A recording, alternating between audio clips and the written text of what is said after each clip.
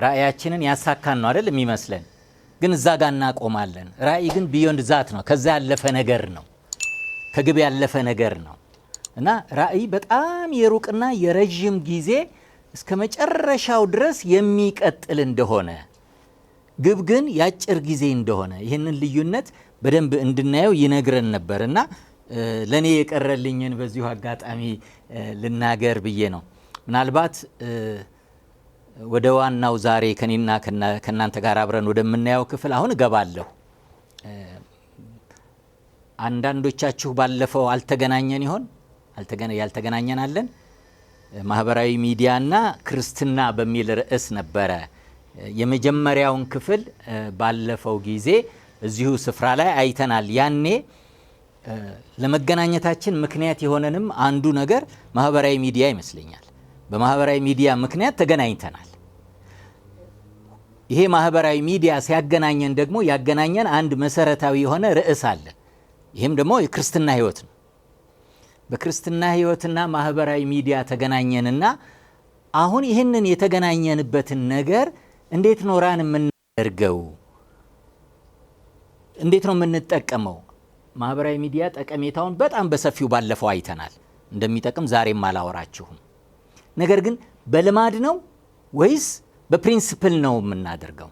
አንዳንዶቻችን ትላንት የሆነ ሰው ሲጠቀም ነበር፣ እኔም ዛሬ ገባው መጠቀም ጀመርኩ። እንደዛ ነው ወይ የምንጠቀመው? ይህንን ልዩነት በደንብ ለማውጣት ሞክረናል። አሁን እሱን እያወራሁ ወደ ኋላ አልመልሳችሁም። ግን በፕሪንሲፕል መሆን እንዳለበት አይተናል።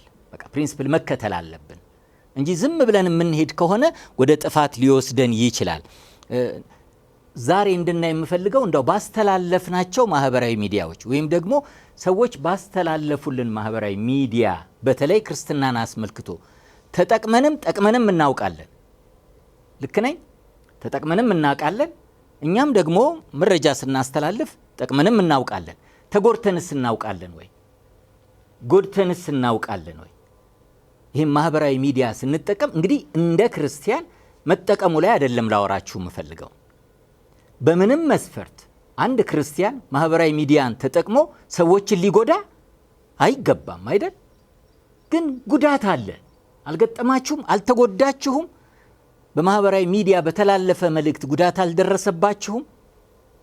ክርስትና ነው ብላችሁ ተቀብላችሁት ያን መልእክት እየተቀበላችሁ እያለ ጉዳት አልደረሰብንም?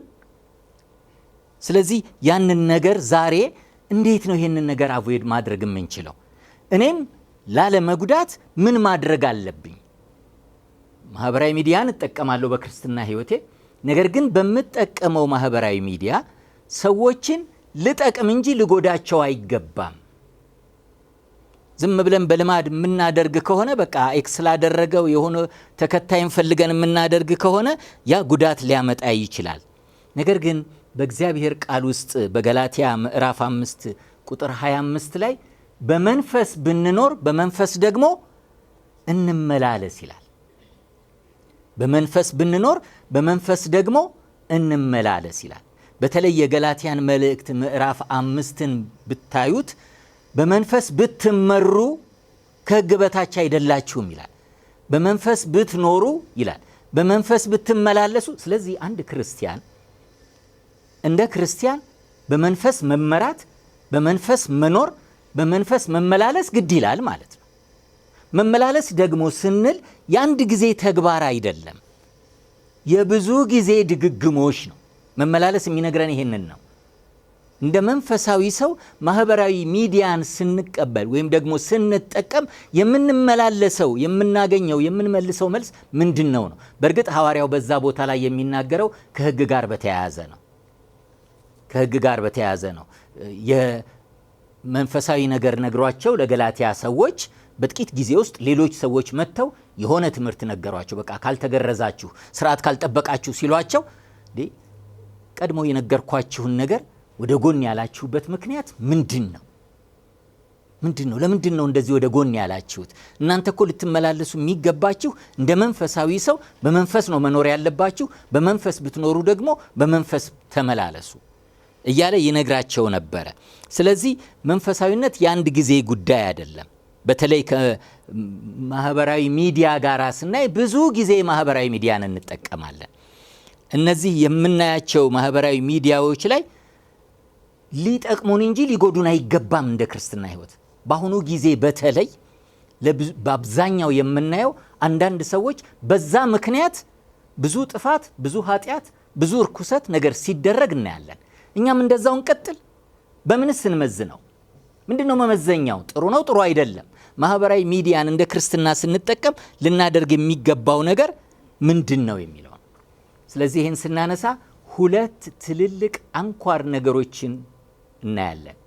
እውነትና ፍቅር።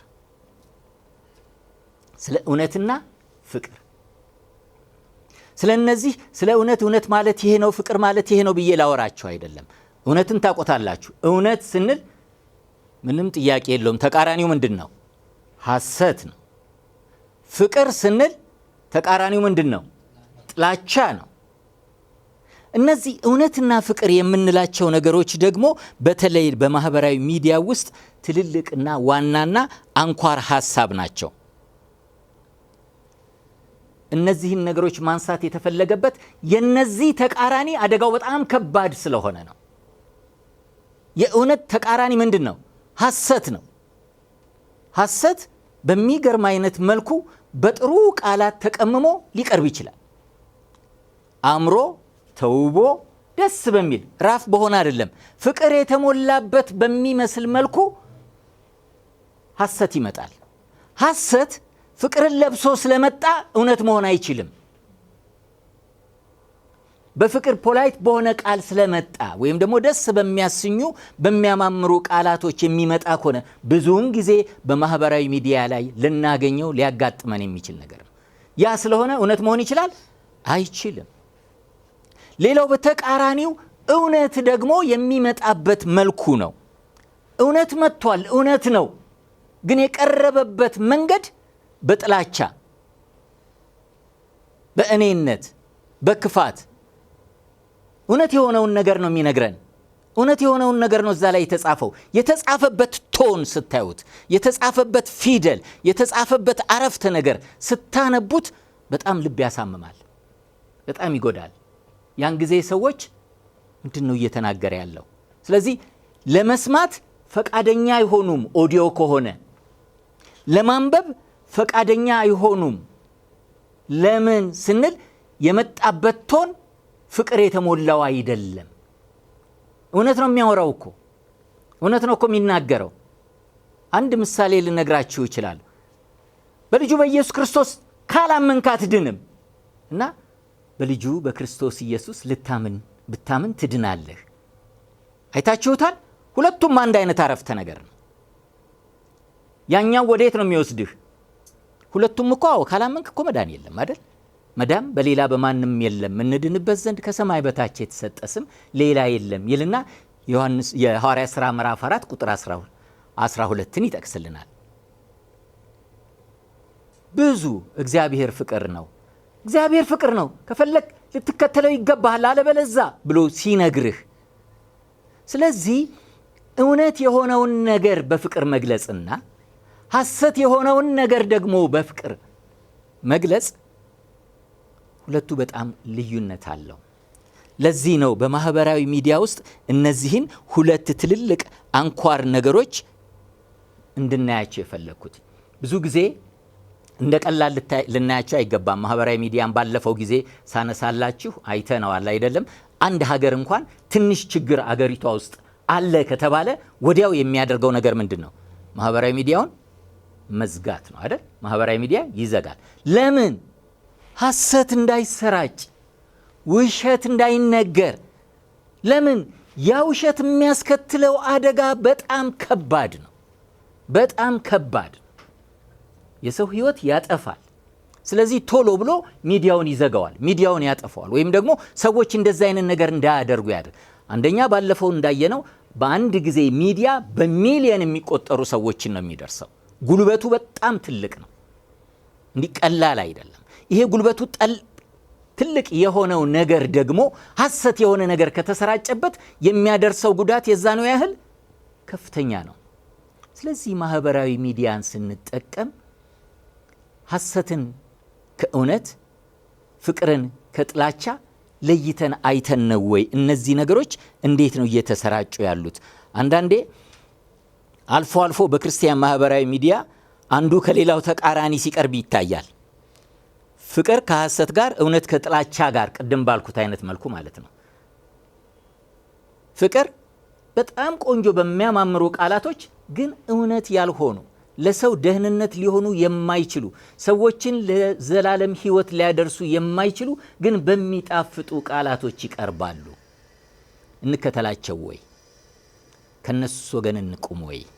ሌላው እውነት ከጥላቻ ጋር ይቀርባል። ይሄ ደግሞ ሰዎች ቅድም እንዳልኩት ወደ እውነት እንዳይመጡ፣ እውነትን እንዳይቀበሉ ምክንያት ሊሆን ይችላል። ስለዚህ እስኪ ከዚህ በፊት እኔ አሁን እያወራሁ እያለ የምታስታውሷቸው ነገሮች ይኖራሉ ወይ? መለስ ብላችሁ እዩዋቸው። በማህበራዊ ሚዲያ ያያችኋቸው መልእክቶች ክርስቲያናዊ ሜሴጅ ናቸው ተብለዋል። ግን ስታዩዋቸው፣ ውስጣቸውን ስትመረምሯቸው በጭራሽ እውነት ታጡባቸዋላችሁ። ግን የቀረቡበት መንገድ መልካም ደስ የሚያሰኝ ነው።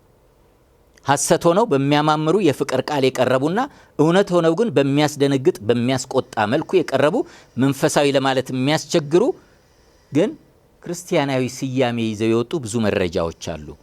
ነገር ግን በማህበራዊ ሚዲያ ክርስቲያን እንዴት መልእክት ማስተላለፍ ይችላል? ለዚህ ነው ኤፌሶን ምዕራፍ 4 ቁጥር 15 ላይ ነገር ግን እውነትን በፍቅር እየያዝን በነገር ሁሉ ወደ እርሱ ራስ ወደሚሆን ወደ ክርስቶስ እንደግ ይላል። ስለዚህ ምንም በምንድን ነው የምንይዘው? እውነትን በፍቅር ነው የምንይዘው። ስለ እነዚህ ሁለት ነገሮች ነው እንድናይ የምፈልገው። የምንይዘው ነገር እውነት መሆን አለበት። እንደ ክርስቲያናዊ ሚዲያን እንደሚጠቀም ሰው የያዝነውን እውነት ደግሞ በፍቅር ነው ልንናገር የሚገባው። ምናልባት አሁን በአንድ ጉዳይ ላይ ዲያሎግ ልንፈጥር እንችላለን። እውነት ምንድን ነው? ለአንዱ እውነት የሆነው እኮ ለሌላው እውነት አይደለም ይለኛል አይደል? እውነት አንጻራዊ ነው የሚሉ ሰዎች ደግሞ ሊሞግቱ ይነሳሉ። ምንም ጥያቄ የለውም። አሁን እያወራን ያለነው ስለ ታሪክ እውነትነት አይደለም፣ ወይም ደግሞ ስለ ተለያዩ የባህል እውነትም አይደለም። እያወራን ያለነው ስለ ወንጌል እውነት ነው። ስለዚህ ማንኛውንም እውነት በምን መመዘን እንችላለን? በወንጌል መመዘን እንችላለን። በመጽሐፍ ቅዱስ መመዘን እንችላለን። ማንኛውም እውነት የሚባል ነገር ወይም ጽሑፍ ወይም አባባል በዛ ተመዝኖ ከዛ ጋር ተቃራኒ ከሆነ እውነትነቱ ጥያቄ ውስጥ ይገባል ማለት ነው። ስለዚህ ክርስቲያናዊ ማህበራዊ ሚዲያ ተጠቃሚ ስንል አሁን ያነሳናቸውን እውነትንና ፍቅርን እናውራ ካልን የምናወራው እውነት ወንጌል ላይ ስላለው እውነት ነው እንጂ ስለ ታሪክ እውነት አይደለም። እሱማ አንዱ ያለውን ሌላ ሊለው ይችላል። ስለ ማህበራዊ ጉዳይ ህይወትም አይደለም። ስለ ኢኮኖሚ ጉዳይም እውነት አይደለም። ለአንደኛው እንዲህ ማድረጉ እኮ ትክክል ነው ብሎ ሊሞግት ይችላል። እኛ ግን እያወራን ያለነው ርዕሳችን የክርስትና ህይወት በሚዲያ ላይ በማህበራዊ ሚዲያ እንዴት መጠቀም ስለሆነ እውነትን የምንመዝንበት መመዘኛችን ወንጌል ይሆናል ማለት ነው። ስለዚህ ሰዎች ጽሑፎቻቸውን ሲያቀርቡ የምንመዝነውና የምናየው ወንጌል ላይ ካለው ቃል አንጻር ነው። ፍቅርንም እንደዛው። ስለዚህ የሞራል እውነት፣ የታሪክ እውነት፣ የሳይንስ እውነት በሚሉ በመሳሰሉ ጉዳዮች ላይ አይደለም የምናወራው። የምንነጋገረው በመጽሐፍ ቅዱስ ላይ ባለ እውነት ከሆነ እዛ ላይ ያለውን እውነት አይተን እኛ የምናስተላልፈው መልእክት በእርግጥ እውነት ነው ወይ? ሌሎች ይታነጹበታል ወይ? ሌሎችን ወደዚህ ህይወት ያመጣል ወይ ብለን በዛ ልንመረምረው ይገባል። ጽሑፎቻችን እንደዛ ካልሆኑ በጣም አስቸጋሪ ነው የሚሆነው።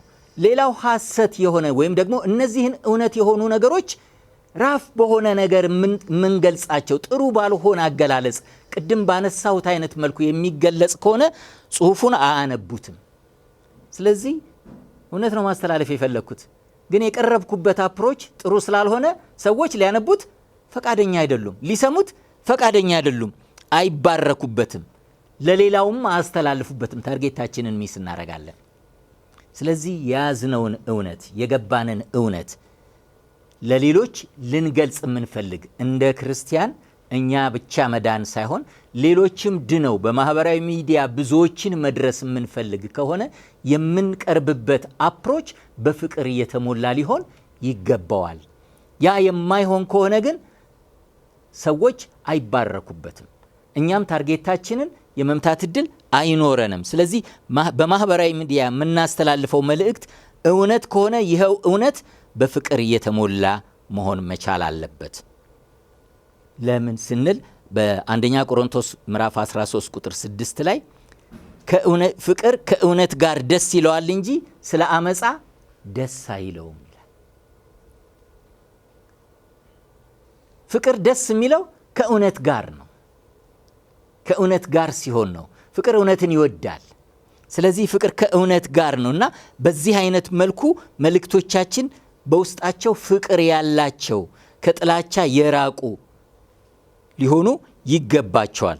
ሌላው ጽንፍ ደግሞ እውነት ያልሆነን ነገር እውነት በሚመስል በሚጣፍጡ ቃላት ልብን በሚማርኩ የማስዋቢያ አረፍተ ነገሮችን ማቅረብ ነው። ይሄ በጣም ትልቁና በጣም ከፍተኛ ጉዳት ሊያደርስ የሚችል ነገር ነው። ይህን ነገር የሚያቀርቡት ሰዎች ለምንድን ነው ብለን ስናስብ ሐሰት እንደሆነ ሳያውቁት ሊሆን ይችላል። አንዳንድ ጊዜ ካፈርኩ አይመልሰኝ ነው። አንዴ ገልጸውት ሐሰት እንደሆነ እያወቀ ያቀርባል። ሌላው ደግሞ ቲፎዞ ፍለጋ ነው። ሰዎች ማብዛት የሚችለው ያን ከተናገረ ነው። እውነት እንዳልሆነ ያውቀዋል፣ ግን ቲፎዞ ደግሞ ይፈልጋል፣ አጃቢ ደግሞ ይፈልጋል። ስለዚህ አጃቢ ለማፍራት ሲል አንዳንዱ ሐሰት የሆነውንም ነገር ይረጨዋል። አልገጠማችሁም? በተለይ በዓለማዊ ማህበራዊ ሚዲያ ስታዩት እኮ ምንም እውነት ይሁን ሐሰት ይሁን አያውቀውም። ብቻ ብዙ ለማፍራት የሆነ ተከታይ የሚኖረው ከሆነ የእሱ ቲፎዞ እንዲበዛለት የሚፈልግ ከሆነ ይሄንን ይጠቀመዋል። በተለይ ከሐሰት ጋር ሐሰተኛ የሆነ ነገርን መረጃን የሚያስተላልፉ ሰዎች የራሳቸውን ክብር የሚፈልጉ፣ አጋዥ የሚፈልጉ፣ አጃቢ የሚፈልጉ ወይም ደግሞ አንዴ ከጀመርኩት ለምን በሚል ግን የሚቀርቡበት መንገድ ለሰዎች የሚቆረቆሩ እውነት የሚመስል የሚያስጨንቃቸው የሚመስል አይነት መልኩ ይቀርባሉ። በክርስትና ሕይወት ደግሞ ሐሰት ምንም አምሮ ቢቀርብ እውነት ሊሆን አይችልም። ይሄ በጣም አደገኛና ዋናው ትልቅ ችግር የነፍሳትን መዳን ሊያግድና ሊገድብ ይችላል። እንደ ክርስቲያናዊ ማህበራዊ ሚዲያ ተጠቃሚ ትልቁ ዓላማችን እኮ ራሳችንን ማስተዋወቅ አይደለም። በአንድም በሌላም መልኩ እኛ ያገኘነውን ዘላለማዊ ሕይወት ሌሎች እንዲያገኙት፣ ሰዎች ከጥፋት እንዲመለሱ፣ ሰዎች በቅድስና እንዲኖሩ፣ ሰዎች በራእይ እንዲኖሩ፣ ሰዎች በፍቅር እንዲኖሩ፣ ሰዎች በመልካምነት በዚህ ምድር እንዲኖሩና በተለይም የተጠሩለትን ዓላማ የእግዚአብሔርን ነገር እየተናገሩ እንዲያልፉ ነው። የክርስቲያን ቻናል ላይ ነው የምናወራው። ስለዚህ እንደዛ ከሆነ ይሄ ሐሰተኛው ነገር ጉዳቱ ከፍተኛ የሚሆነው የሰዎችን ሕይወት ያጠፋል፣ ሰዎችን ወደ ሞት ይመራል። ስለዚህ ትልቅ ጥንቃቄ ልናደርግበት ይገባል። እነዚህ ሁለቱ በጣም ጉልበታሞች እንደሆኑ እንዳንዘነጋ። በጣም ጉልበት አላቸው። ፍቅር በጣም ትልቅ ጉልበት አለው። ማህበረሰቦቻችንን ለማበረታታት፣ ለመፈወስ፣ ለማጽናናት እጅግ በጣም ይረዳል። ምክንያቱም በአንደኛ ቆሮንቶስ ምዕራፍ 13 ከቁጥር 4 እስከ 7 ላይ ፍቅር ይታገሳል፣ ፍቅር ቸርነትን ያደርጋል፣ ፍቅር አይቀናም፣ ፍቅር አይመካም፣ ፍቅር አይታበይም፣ ፍቅር የማይገባውን አያደርግም፣ የራሱንም እንኳን አይፈልግም፣ አይበሳጭም፣ በደልን አይቆጥርም፣ ከእውነት ጋር ደስ ይለዋል እንጂ ስለ አመፃ ደስ አይለውም። ሁሉን ይታገሳል፣ ሁሉን ያምናል፣ ሁሉን ተስፋ ያደርጋል፣ በሁሉ ይጸናል ይላል። እንዴት አይነት ጉልበት ያለው ነገር ነው ወገኖቼ! እውነትን ታዲያ በዚህ ፍቅር ብንይዘው ስንቶችን መማረክ እንችላለን፣ ስንቶችን መያዝ እንችላለን፣ ስንቶችን ወደ እውነት ማምጣት እንችላለን። ፍቅር መለኮታዊ ባህሪ ያለው ነው። ስለዚህ በወንጌላችንም ላይ እንደምናነበው እግዚአብሔር ምንድን ነው? ፍቅር ነው የሚለው። እግዚአብሔር ፍቅር ነው። ስለዚህ ይሄ ትልቅ ፍቅር በጣም ጉልበት ያለው ነውና በዚህ መልኩ እውነትን ብንይዝ በምፈልገው መልኩ ወንጌልን፣ እውነትን የምንፈልገውን የሚዲያ ነገር ተጠቅመን የምንፈልገውን ነገር ማድረግ እንችላለን ማለት ነው። ስለሆነም ፍቅር ከዓለማችን ጋር ተስማምተን እንድንኖር የሚያስችለን፣ ከብዙዎች ጋር ተቻችለን እንድንኖር የሚያስችለን፣ ሰዎችን በፍቅር እንድናያቸው ወይም ደግሞ ሐሰተኞችን ስንል በዚህ አጋጣሚ እውነትን በፍቅር እንያዝ ስላችሁ ሐሰተኛ የሆነውን መገሰጽ አይገባም እያልኩ እንዳልሆነ ግን እንድትረዱኝ። የምንገስጽበት መልክ ግን በፍቅር ሊሆን ይገባል። አሁን አንዳንዶች ሐሰት የሆነውን ነገር ለመገሰጽ የሚሄዱበት መንገድ ሰዎችን በሚያስቆጣ መልኩ፣ በሚያስከፋ መልኩ፣ በሚያበሳጭ መልኩ ይሆናል። እውነት ነው፣ ሐሰተኛውን ሐሰት ነህ ብሎ ከስተት መመለስ ግድ ይላል። ኤርምያስ ምዕራፍ 3 ላይ ነው አይደል ያለው። ጥፋተኛውን እንዳጠፋ ባትነግረው እሱ በጥፋቱ ይሞታል፣ ደሙን ግን ካንተ ሻለሁ ነው የሚለው። ግን ጥፋተኛውን ከጥፋቱ መመለስ እኛ ይጠበቅብናል አይደል? ስለዚህ ሐሰት የሆኑ መረጃዎች ሲደርሱን እነዛን ሐሰተኛ መረጃዎች በፍቅር ልንመልሳቸው ይገባል እንጂ የምንሄድባቸው ፍቅርን ያጡ እውነት የሆኑ ግን በብስጭት የተሞሉ በጥላቻ የተሞሉ ንግግሮች ግን ሰዎችን ከመዳን ሊያግዷቸው ይችላሉ። ጌታችን መድኃኒታችን ኢየሱስ ክርስቶስ በዘመነ ሥጋዌው ሲያስተምር በዮሐንስ ወንጌል ምዕራፍ 8 ከቁጥር 31 እስከ 32 ላይ ኢየሱስም ያመኑትን አይሁድ እንዲህ አላቸው፣ እናንተ በቃሌ ብትኖሩ በእውነት ደቀ መዛሙርቴ ናችሁ፣ እውነትንም ታውቃላችሁ፣ እውነትም አርነት ያወጣችኋል አላቸው። ስለዚህ ሰዎች ሊኖሩ የሚገባው ከፍቅር ጋር ተያይዞ በምንድን ነው? በእውነት ነው። የክርስቶስ ደቀ መዝሙር ሆኖ በእውነት አለመኖር፣ እውነት ማን ነው ስንል ዮሐንስ ወንጌልም ይነግረናል። እውነትም መንገድም ሕይወትም እኔ ነኝ ይላል። ይህንን እውነት እንድንናገር ነው። ስለዚህ እውነትን በፍቅር የምንገልጽበት ነው። እውነት ያልሆነ ነገር ደግሞ በጣም ጉልበት ይኖረዋል። ሐሰትም ልክ እንደዛው ሁሉ ፍቅርና እውነት ጉልበት እንዳላቸው ሁሉ ሐሰትና ጥላቻም ደግሞ ቀላል የሚባሉ ነገሮች አይደሉም። እንደዚህ በቀላል የምናያቸው ነገሮች አይደሉም። በእርግጥ ምንም እንኳን ከእውነት በልጠው እውነትን ይሸፍናሉ ባንልም ሰዎችን ግን ይረብሻሉ፣ ሰዎችን ግን ወደ ጥፋት ያመጣሉ። ለዚህ ነው የሐሰት አስተማሪዎች ነበሩ፣ ውሸትን የሚናገሩ ነበሩ፣ ዛሬም አሉ። በኤርምያስ ዘመን በሐሰት ትንቢት የሚናገሩ ነበሩና የሰራዊት ጌታ እግዚአብሔር እንዲህ ይላል፣ ትንቢት የሚናገሩላችሁን የነቢያትን ቃል አትስሙ፣ ያታልሏችኋል። ራእይን የሚናገሩትን ለእግዚአብሔር አፍ ሳይሆን ከገዛ አእምሯቸው ይናገራሉ ይላል ኤርምያስ 28:5 ላይ። ስለዚህ ዛሬም ያለ ማለት ነው። እናስተውል። ቅድም እንደ ክርስቲያናዊ ሚዲያን ስንጠቀም እንዴት እንጠቀም ያልነው ይህንን እንለይ ነው። ሐሰት ትንቢት አለ ነው። የሐሰት ትንቢት አለ። የሐሰት መልእክት የሚያመጡ ይኖራሉ። የሐሰት አስተማሪዎች አሉ። እነዚህ የሐሰት አስተማሪዎች ምን እንደሚያደርጉ ታውቃላችሁ? አንደኛ ጸጋን ያጣምማሉ። የተጣመመ ጸጋ፣ ሰዎች እንደዚሁ በጸጋ ሊያገኙ የሚችሉትን እውነት ያጣምሙታል። ለዚህ ነው በገላትያ ምዕራፍ 1 ከቁጥር 6 እስከ 8 በክርስቶስ ጸጋ እናንተን ከጠራችሁ ከእርሱ ወደ ልዩ ወንጌል እንዲህ ፈጥናችሁ እንዴት እንዳለፋችሁ እደነቃለሁ። ሐዋርያ ቅዱስ ጳውሎስ በገላትያ ያሉትን ክርስቲያኖች የእውነት ነገር ነግሯቸው ነበር። ሌሎች መጡና ያልሆነ ነገር ነገሯቸው። እርሱ ግን ሌላ ወንጌል አይደለም፣ የሚያናውጧችሁ የክርስቶስንም ወንጌል ሊያጣምሙ የሚወዱ አንዳንዶች አሉ እንጂ። ነገር ግን እኛ ብንሆን ወይም ከሰማይ መልአክ ከሰበክንላችሁ ወንጌል የሚለይ ወንጌል ቢሰብክላችሁ የተረገመ ይሁን። እንዴት የሚከብድ ቃል ነው! እንዴት የሚከብድ ቃል ነው! በቃ ያን ያህል ነው። ሐሰተኛ ሚዲያን በመጠቀም የሐሰት መንዛት ማለት ይሄ ማለት ነው። ስለዚህ ጸጋን ነው የሚያጣምሙት። በክርስቶስ የተገኘን የጸጋ ስጦታን አጣመው ሌላ ነገር አድርገው ያስቀርባሉ። ስለዚህ የሐሰት ንግግር ያኔም ነበር፣ አሁንም አለ፣ ነገም ሊኖር ይችላል። ስለዚህ እኛ ግን እንደ ክርስቲያን ሚዲያ ተጠቃሚዎች የክርስትናን ሚዲያን የክርስቲያናዊ ሚዲያ ቻናልን ስንጠቀም እውነትን ልንናገር ይገባል። ከሐሰት መጠበቅ መቻል አለብን። ሌላው ምን ይላቸዋል? ገንዘብ ወዳዶች ናቸው ይላቸዋል። ገንዘብ ወዳዶች ናቸው። በሉቃስ ወንጌል ምዕራፍ 16 ከ13 እስከ 15 ላይ ለሁለት ጌቶች መገዛት የሚቻለው ባሪያ ማንም የለም። ወይም አንዱን ይጠላል፣ ሁለተኛውን ይወዳል፣ ወደ አንዱ ይጠጋል፣ ሁለተኛውን ይንቃል። ለእግዚአብሔርም ለገንዘብም መገዛት አትችሉም። ቅድም እንዳልኳችሁ ነው። አጣፍጠው አሰማምረው የሚያቀርቡ ነገር ግን ሐሰት የሆነውን ነገር የሚፈልጉ ከጀርባ ማግኘት የሚፈልጉት ነገር አለ።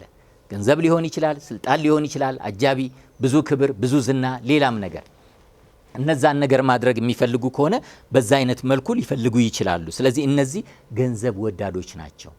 እየነገርኳችሁ ያለሁት ምን ያህል ጉልበት እንዳለው ሐሰተኛ የሆነ ሜሴጅም በማህበራዊ ሚዲያ ሲተላለፍ ብዙዎችን ለጥፋት ሊዳርግ እንደሚችል ምልክቶቻቸው ምን እንደሆኑ ነው። ሌሎቹ ደግሞ ክርስቶስን ይክዳሉ ይላል። ክርስቶስን ይክዳሉ ሐሰተኛ ሚዲያ የሚያስተላልፍ ከሆነ። ነገር ግን ሐሰተኞች ነቢያት ደግሞ በአሕዛብ መካከል ነበሩ፣ እንዲሁም በመካከላቸው ደግሞ ሐሰተኛ አስተማሪዎች ይሆናሉ።